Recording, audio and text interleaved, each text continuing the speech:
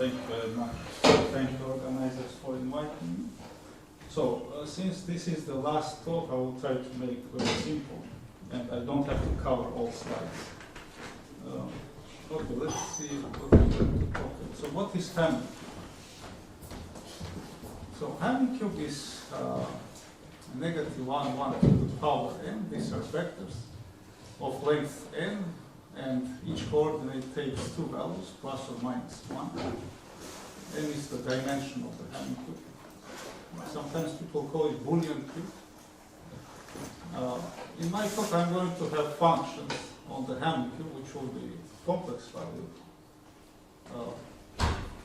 And I will use this LP norm. I want to define an LP norm, which is you take function, you raise to the power p, absolute value. You sum up over all vertices of the cube, and then you normalize, divide by the number of total number of vertices.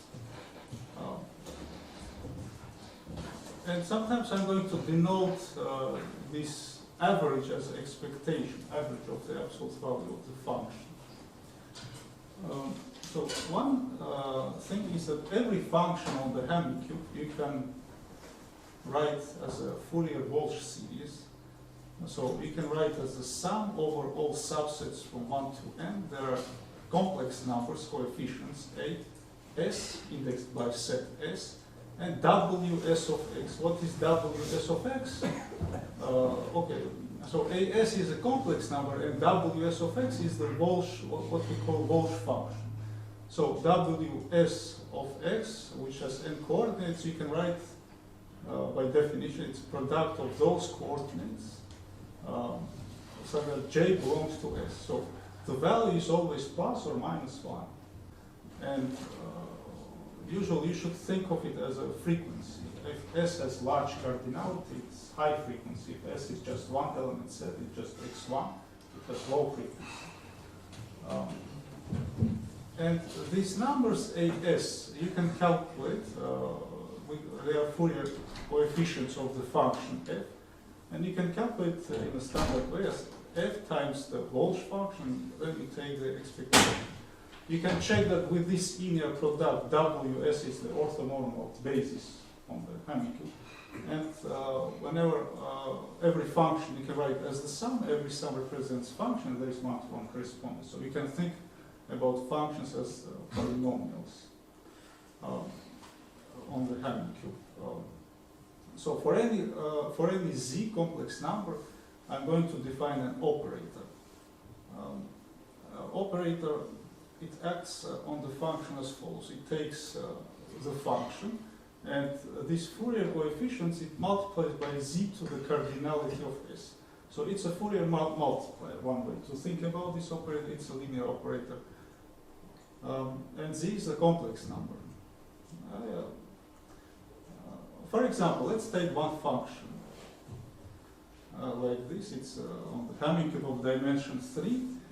And then in this case, the operator at point z, you just take and each you multiply by z. Here you multiply by z squared because you have two products.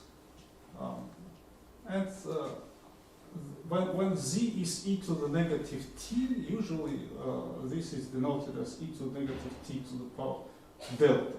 And this is called heat flow on the Hamming cube. Sometimes Ornstein-Uhlenbrich semigroup. So we call it in the Gauss space, there is continuous envelope. Maybe I will talk about it later. And Hermite semigroup, also there is this name. Noise operator in computer science, and second quantization operator in quantum field theory. It has lots of names. Okay, so conjecture. It was made by Weissler in 1979, who conjectured that if you take 1 less or equal to p less or equal to q less infinity is a complex number, then you take tz of f, you take LQ long, so Q is larger than P. You take supremum, so over all functions, LP norm is 1, and over all dimensions of the cube. then this object, this norm of the operator Tz from Lp to Lq, well, this constant may depend on P, Q, Z. It can be finite, infinity. Then this is finite if and only if these triples P, Q, and Z satisfy this condition. P minus 2 minus Z square Q minus 2 absolute value is less or equal to this number. It completely characterized boundedness for this operator. Now, Aline Bonami in the 70s, she proved when Z is the real number, and this is usually what we call real hypercontractivity. And when Z is the real number, this condition simplifies to absolute value of this real number is less or equal to square root of P minus 1 divided by Q minus 1. You see, this is a number which is less than 1. And the reason we call it hypercontractivity because it smoothens function. It puts function in the LQ space. Function was LP, it puts in the LQ space, makes it better. Now, there is a... Is it true that C is 1 in the setting or not? Yes, C is 1. Whenever it's finite, it equals 1. Yes, very good, thank you. Small remark, whenever this number is finite, it equals 1. It doesn't depend on P, Q, and Z. Because there is this tensor power trick, you can multiply by function, tensor power take times, and then take 1 over. Okay. Beckner, there is a celebrated paper of Beckner, who proved this when Z equals I times square root of P minus 1, and Q is the dual power of P, and P is between 1 and 2. Well, he wanted this estimate to prove to get the sharp constant in Hausdorff Young inequality. People mention their favorite papers. I should say that this is one of the inspiring papers that I have seen in my life. Okay. Now, Weissler in '79, he proved the conjecture for all cases except of the following. When 3/2 is less than P, less or equal Q, less than 2, and the dual side.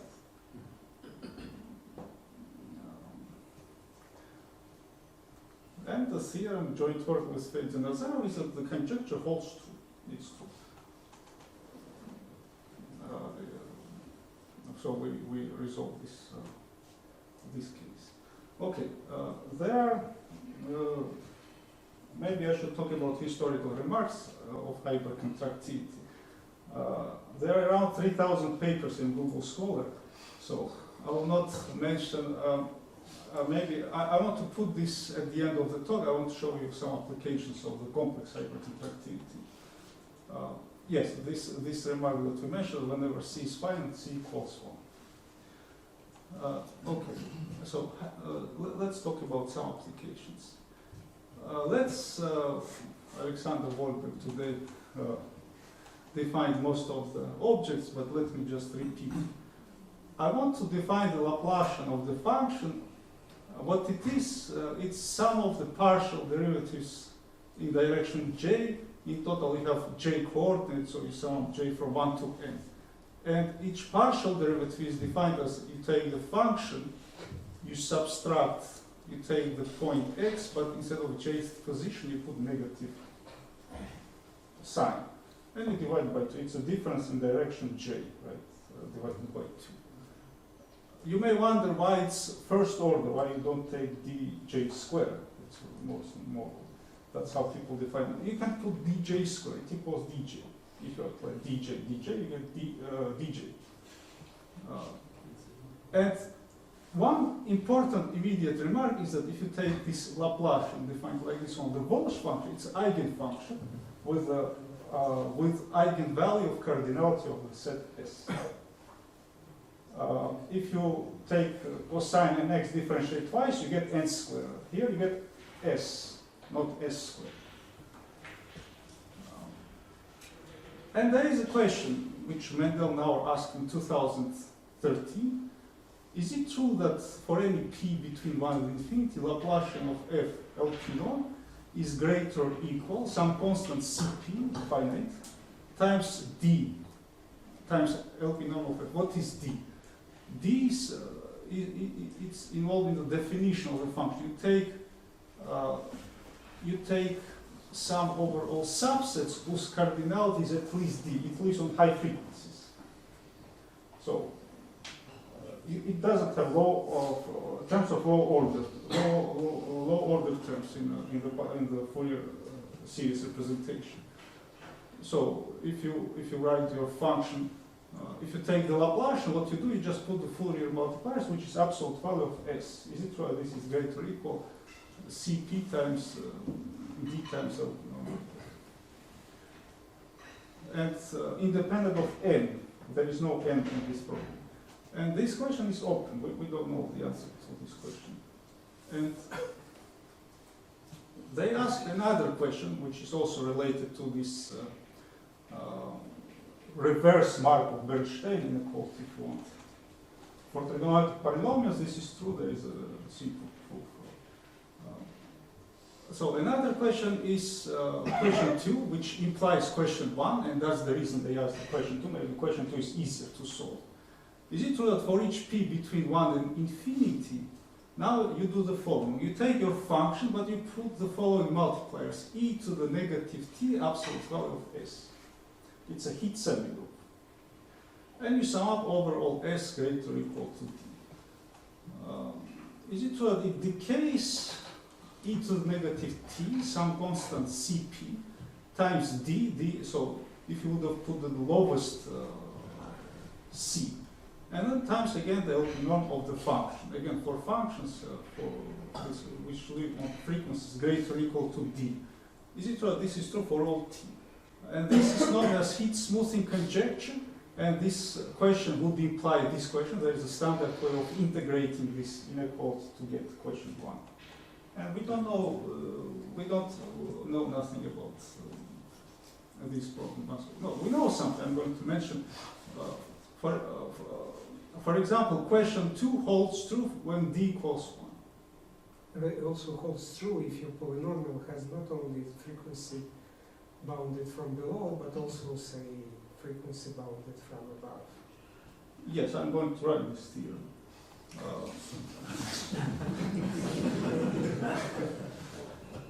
When d equals 1, this is true. It's a result of Hellman-Mosse-Ivanishvili, 2015. It's a nice result, but I should mention that the important case is when d goes to infinity. That's when you get all the restrictions, all low-order Fourier coefficients are 0. And that's the most interesting case. D equals 1 just means that expectation of f is 0. And that's the only restriction on the function you have in this case. Because the constant term is the expectation of f. Now, question 1 holds if you sum up over those subsets who live between d and d plus 100, let's say. But Paata, it's in our preprint we don't use. I don't know.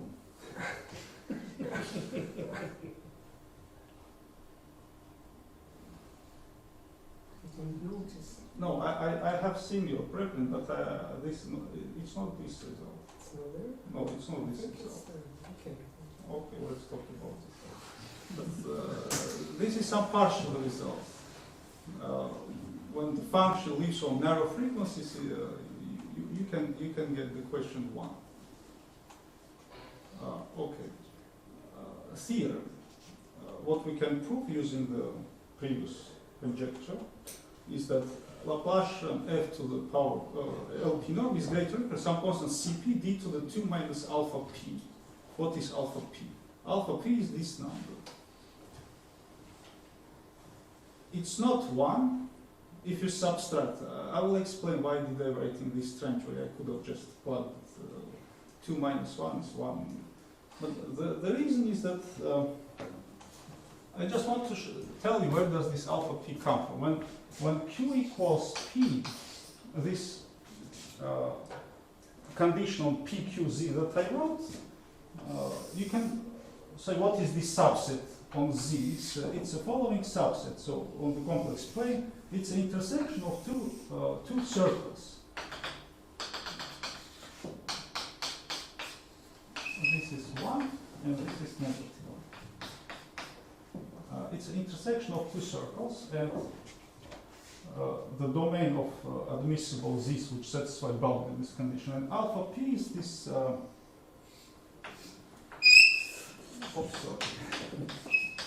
is the exterior angle at point 1. Now there is somewhere radius. Okay.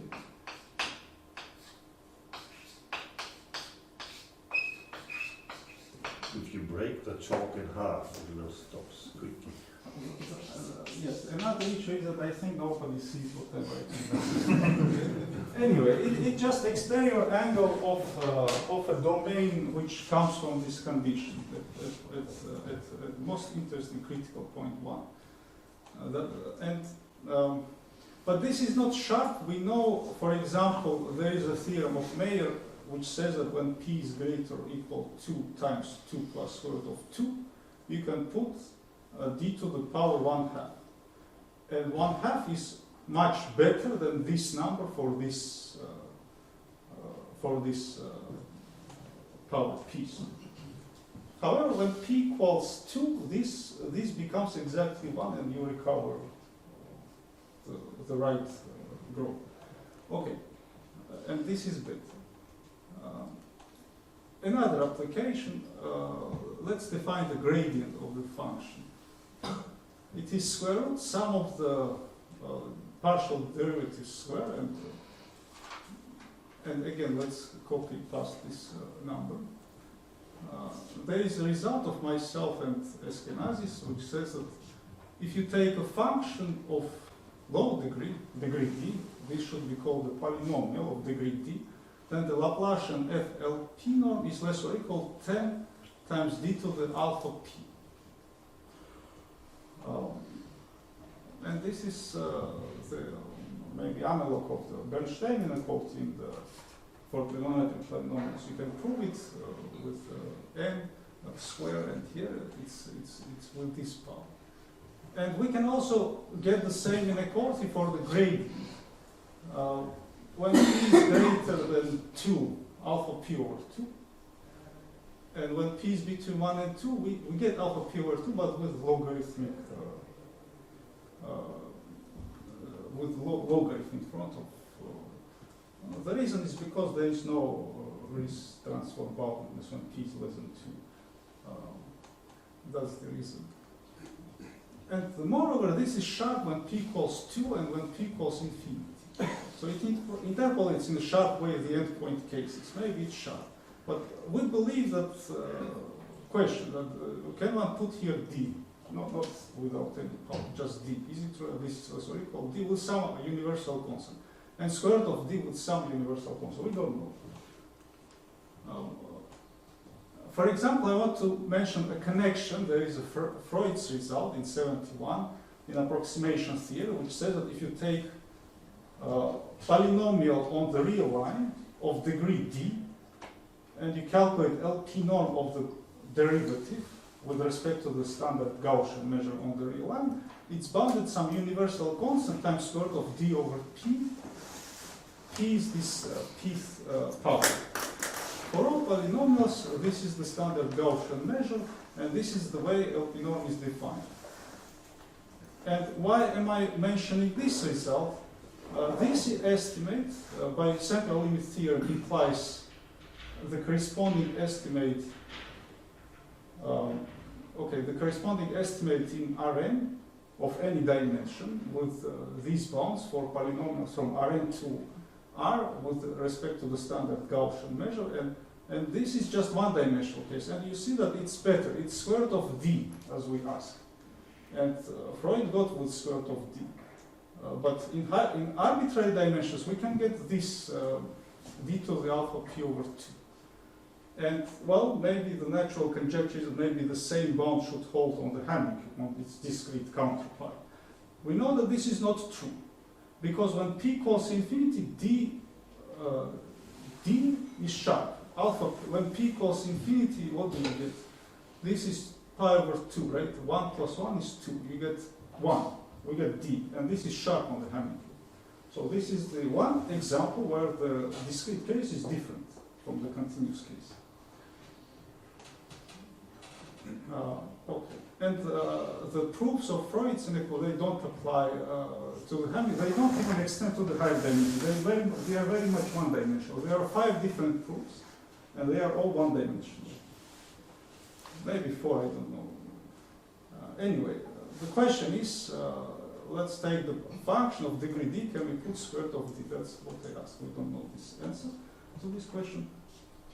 And I want to say that in Gaussian case, what we can get from using central limits, we can get this one, but we can get rid of the logarithm. So we can get without logarithm. Because in Gaussian case, its transform is bounded when p is less than 2 and greater than 1. Discrete, it's comparable with the open number. Okay. Okay, let's continue about applications. Today was mentioned Hitchin's inequality, which is with sharp constant Charikov. That if you take some complex numbers, xi plus minus 1, you measure L to none, you can do the reverse Cauchy-Schwarz with the sharp constant square root of 2 times L1. Belczynski's conjecture is that let's take quadratic I less than j, aij, xi, xj, L to norm. Now let's, is it true that you can put 2 instead of square root of 2? Very natural question. But it's asked even in arbitrary normed spaces, if aij's are elements from the normed spaces, it's a norm, and L to norm, you can define so. But even on the real line, in the case of real line, when aij are real numbers, we don't know the answer to this question. And the best we can do using complex hypercontractivity is that we can put e. We cannot put 2. Yes. Are there conjectures for higher degree of homogeneity? Yes, if you put homogeneous of degree d, it should be square root of 2 to the power d. You can also ask not necessarily homogeneous, let's say polynomial of degree d. 0 becomes first order becomes. And there is a result of Borel. Later, Janssen wrote about it. It's also in the book of Ryan O'Donnell. And if you take just polynomials of degree d, L to norm, then you can prove with e to the d bound. You can do reverse Cauchy-Schwarz inequality with e to the d. And this is this immediately follows from real hypercontractivity. And complex hypercontractivity was not popular in this community. I don't understand why. And all the results I'm presenting, they use complex hypercontractivity. And using complex hypercontractivity, what we can get, we can improve E. Little bit. Good. But this numbers probably comes from your alpha p or something like that. Yes, yes. It comes from. It uses conformal maps, Han-Banach theorem. This proof. Okay. And one more application I want to mention. So there is this part about norm comparisons. You can. It's not L2L1. You can do LPLQ in the opposite order. You can, but L2L1 is the most interesting case in this. Okay. Question from computer scientists. They ask, let's take any function from -1, 1 to the power n, which takes values between -1 and 1. And assume your function has degree d. It's a polynomial of degree d. Then is it true that if you take, these are the same partial derivatives, but I use different notation, same directional derivatives. Is it true that if you sum up and take average, then it's bounded by some d to the some power, maybe 100 or 200, some power on the power. Like, but it's not quite graded. It's square root of, if you lose n, you want without n. And there is the result of Bad School Bavarian in 2014. They got with d to the 3. And there is also results with Filmus, Hatami, Keller, Lipschitz. What they did is when p is between 1 and 2, and you can even put power p, you get d to the 3 minus p. So when p equals 1, you get square. It's better than this, and they extended for p between 1 and 2 in this way. And using complex hypercontractivity, we can do better. This power is better than this, provided p is here. It's still one more application of there are many these type of questions on the Hamming which have applications in computer science. And maybe one question I will mention. So there is the following question. So you have a function, again, real value. Let's take negative 1, 1, and degree d. So you have polynomial of degree d. It's a cube to the power n. No, Yes. You have function of degree d. Is it true that variance of f divided by d to some absolute constant? Can you find absolute constant such that this is less or equal expectation of a partial derivative j of f squared for some j? So there exists j. For some universal constant, is it true there exists j such that this partial derivative squared is large? Variance is, so maybe I should write this. Variance of f is expectation of f minus expectation of f squared. And this is Aronson-Sambiani's conjecture in this field of computer science, and it says that if you prove this problem, then this implies that quantum algorithms will never offer exponential speed-ups on classical algorithms. So if you solve some problem in time n using classical algorithms, and in the future you invent some quantum algorithm, one should explain what does it mean quantum algorithm, what does it mean classical algorithm.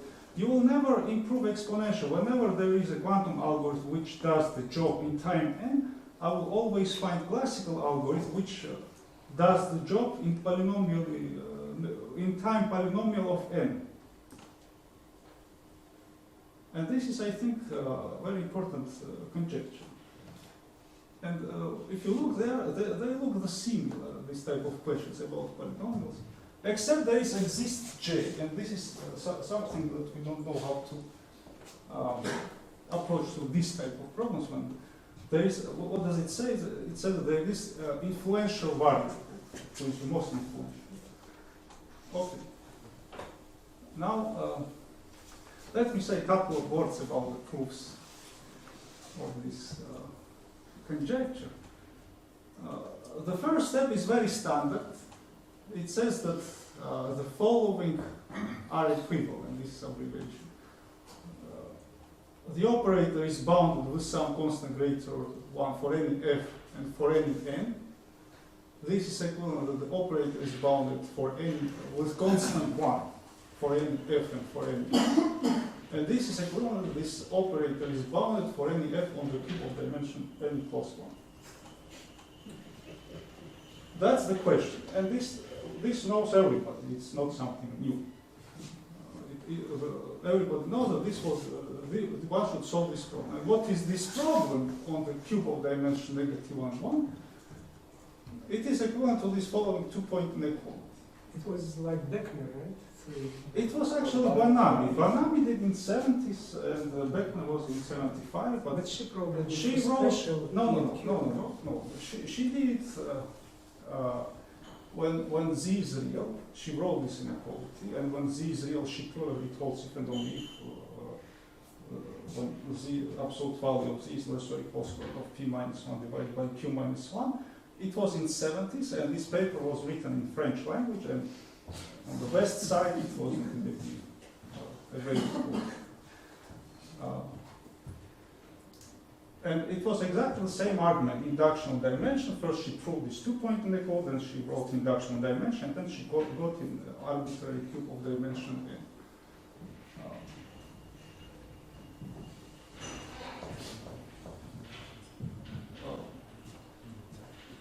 So what's the question is that the conjecture is that this 2-point inequality holds. So what is this? U plus zv to the power q, u minus zv, that's the norm, and you remove z and you change the q to the p. And the question is, does it hold for all complex numbers u, v in C? Is it right? It holds if this is less or equal, and I put equal because that's the most interesting case when you're on the boundary. You can always reduce to this case. That's the question, which looks simple problem, right? Now, let me show you that it's not simple.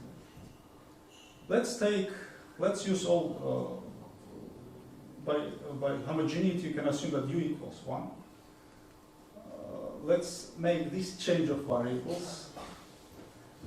V equals b over c. I want to move z to the right hand side, it will go to 1 over z. And z I want to keep down, and b I want to replace by some real number times e to the I alpha. I want to go to the polar coordinates for b. Y is non-negative, and for z I want to represent it in slightly strange way. I will explain why. 1 over some constant, c, real number, positive, times the argument. You can write in this way. Then this 2-point inequality writes like this.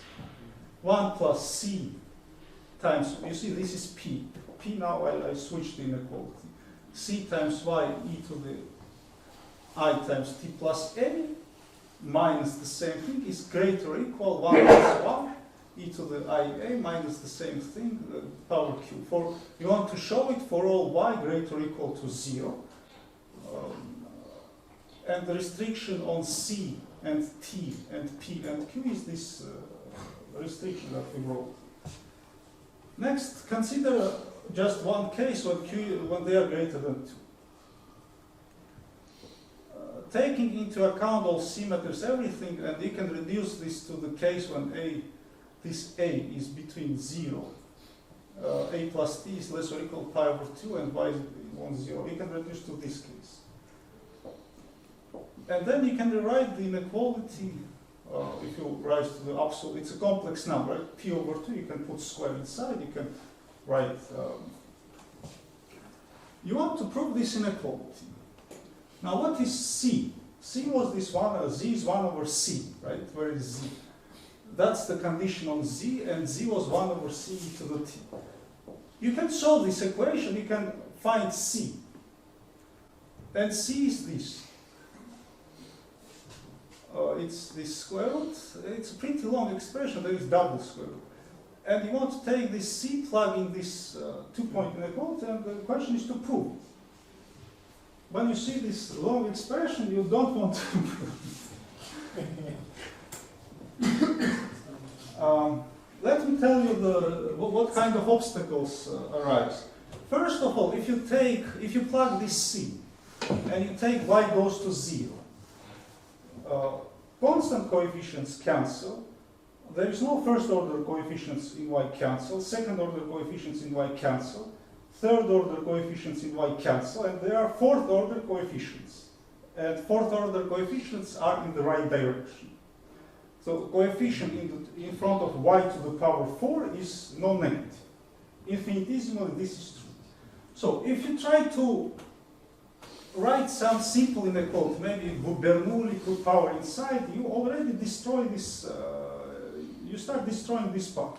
Another thing is that there are many equality cases. For example, when t equals 0 and p equals q, it's equality case.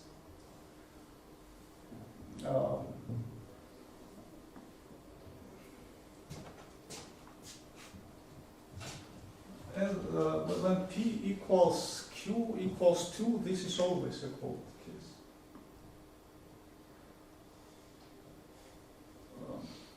So what if PQ are some even powers, P divides Q, and then... The conjecture was between 2 and 3, right? Oh, okay. But you're right. I mean, let me tell you why this case was solved. What was the reason that this case was solved? I don't know how much time do I have. 4 more minutes. 4 more minutes, okay. The reason this case was solved, it turns out that this long expression for C, we can write as the ethium of the very simple expression, which is just the ratio of these two numbers. Ethium over all x. And there is monotonicity in C, so if you plug less number for C, this number, this only decreases. You plug this number, and you see there is this multiplicative structure. It's something divided by something. Changing variable in this part, you can move to the right-hand side. And when you move to the right-hand side, what you get is that you get this inequality in this form. And then you can show that the right-hand side is increasing in A. If and only if, when Q is greater or equal to 3. Well, you increase A, so you plug, instead of A, you plug A plus T to get exactly the same thing that you have on the left-hand side.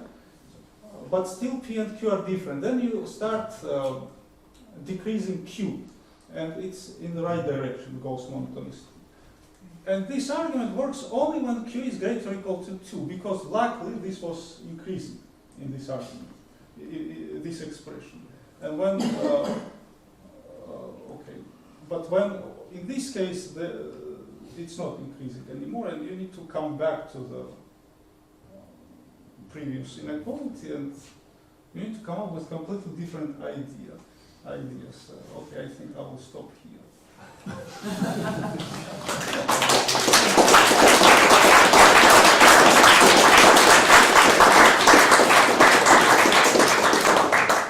Thank you very much. Are there questions? Can you continue? I can. So, when you call it hypercontractivity, then what does it have to do with Nelson's hypercontractivity? Yes, this was actually my next slide. And these historical remarks, I put it at the end, but I have... Okay, continue. Yeah. This is very... there is this Nelson in 1966 who started this project. And the useful tool in quantum field theory was this estimate. So you take Hermite polynomials, HK, these are some coefficients, and you do this Fourier multiply. You put R to the K. R is some real number. And again, Q is greater or equal to P. D gamma is the standard Gaussian measure. Everything is on Rn. There is nothing about Hamilton. Everything is continuous Rn. And Nelson was looking for this type of estimates in the continuous setting. That's what we call continuous. That LQ norm, it puts in the higher under what condition on R. So HK is the Hermite polynomial. You can define it also using this. I'm writing in dimension 1, but everything works in a similar way in higher dimensions. And these are these polynomials. And Nelson in 66 proved that, let's call again this operator TR, it just multiplies by R to the K. It's bounded from L2 to LQ for R close to 0. In 66, that's what Nelson proved. Q is greater. So if R is sufficiently close to 0, so whenever this is sufficiently close to 0, it's bounded. Then Gleam showed that, in fact, when R is sufficiently close to 0, its norm is 1. We know that there is this tensor power trick. I don't understand what was the point of this contribution. But nevertheless,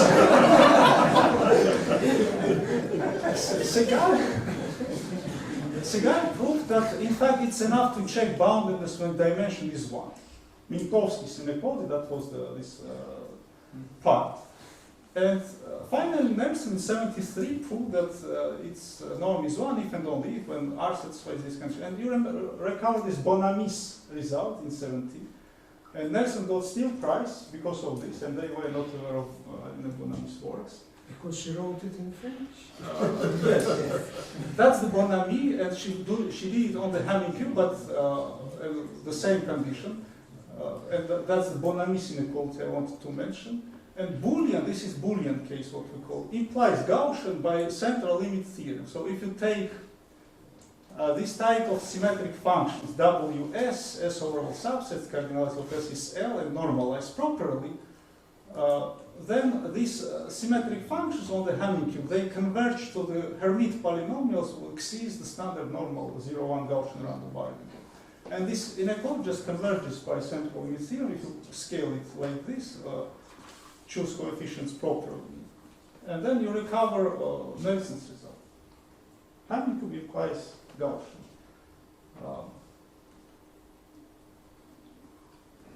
And this did Bonami. And also, okay, that's the last slide. Gross proved that hypercontractivity in Gaussian on the Hamming cube in 75 is equivalent to log-Sobolev inequality. The proof was very easy. I'm sorry, not very, the idea is very nice. You want to just check when R equals this critical case, boundary case. And because T is multiplicative, you can move this, you can move one of the factors to the right-hand side, slightly changing the function. And you see that what it means, it is just exactly the fact that this object in P is increasing or decreasing. Okay, this object is decreasing. The real hypercontractivity, what tells you is that this is decreasing. That's another way of looking at this problem. But it's important that R is real. In complex case, you don't have this nice expression. There is this huge with many, many square roots, and it's not the ratio of two things. But we represent it by looking at it as infimum over all x. That was the main idea. It's a similar idea. And log-Sobolev inequality. Yes, if you differentiate this, you get log-Sobolev inequality. That's the gross paper. And in Beckner in 75 showed that, found the sharp constant Hausdorff-Young inequality. P prime is the dual of P, P is in this, 1 and 2. F is the Fourier transform, G is the function on the real line. And the way he did it is that if you look at the Hermite polynomials x to the times square of 4 pi, but multiply by this Gaussian factor, it's an eigenfunction with eigenvalue I to the k. You see Hermite polynomial. Now you look at the finite linear combination. You write this inequality for finite linear. You put it into the Gaussian measure part. And you see that you expect exactly something like this, right? So if we let this, but there is one identity in this, when you rewrite exactly like this, if you take this dilation operator, which multiplies x by c, c is the real number, then if you just plug these two here and change variables, you get this inequality. That's the Hausdorff-Young inequality. This is immediate. You don't need to do any tricky change. It's very simple, just you plug and that's what you get. And one thing is that, which is not quite obvious, is that there is dilation of f, then this ti operator, and then again dilation. And it turns out that this composition is just ti times square root of p minus 1. It's not immediate. And it's very important that it's I and P and dual P. It's written in this order. If you put something, it's not true that you can always express as a T times this. So there is this one simple identity hidden. And then this exactly rewrites as the hypercontractivity. And Beckner proved Bonami's 2-point inequality when Z is this number and P prime and P. That's the main technical part in Beckner's paper. Okay. There is another story. Okay, do I have 2 more minutes? Yes. Then there was a natural question under what conditions on P, Q, and Z this you can put any combo. You can this is still bounded. T, C, F, L, Q, D gamma is less than L, P, D gamma. This question was asked in the Gaussian's case, not on the Hamming. But when Z is complex, the only proof was Beckner's 2-point inequality. At that time, the only proof was. Koifman, Zwickel, Rochberg, Sacker, they proved this when Q equals P prime for the dual exponent. There is standard interpolation argument using Beckner's 2-point inequality. You can interpolate and get for dual. Prove the conjecture for dual. Weissler did everything except of this domain. Epperson in '89 proved Gaussian case completely, but not using two-point inequality. So he did not prove Boolean case. Then there was a work of Lieb. Gaussian kernels have only Gaussian maxima. It says everything. That's the meaning of the paper. And there is one more proof of also complex hypercontractivity in Gaussian case. We have heat flows. And Janssen did it using stochastic calculus. Then later, Shu wrote in terms of heat flows. Okay, I don't want to say, but what Janssen showed is that this huge object is monotone, and it proves complex hypercontractivity in Gaussian's case. Okay, and the question is, how do we come up with this kind of objects? There was interest about heat flow proofs in Hausdorff inequality, and there are some negative results if you consider very natural heat flows. But it turns out that this is the right thing. I don't have, it's not heat flow, there are many flows in this expression. But this is the continuous limit of what Beckner did. If you do this induction dimension, you stop in the middle. And because induction dimension tells you that something is monotone, right? Every time when you increase dimension, some object is monotone. So you can write it in the right way and then go to the limit. Using central limit theorem, you recover exactly this expression. This is continuous envelope of this reduction of dimension of the Hermite cube. And then when you differentiate this, integrate by parts maybe 5 times, you get that this infinitesimal condition implies monotonicity of this. And when you plug s equals 0, you get one left hand side, s equals 1, you get the right hand side. Okay, that's all. Right, are there any more questions?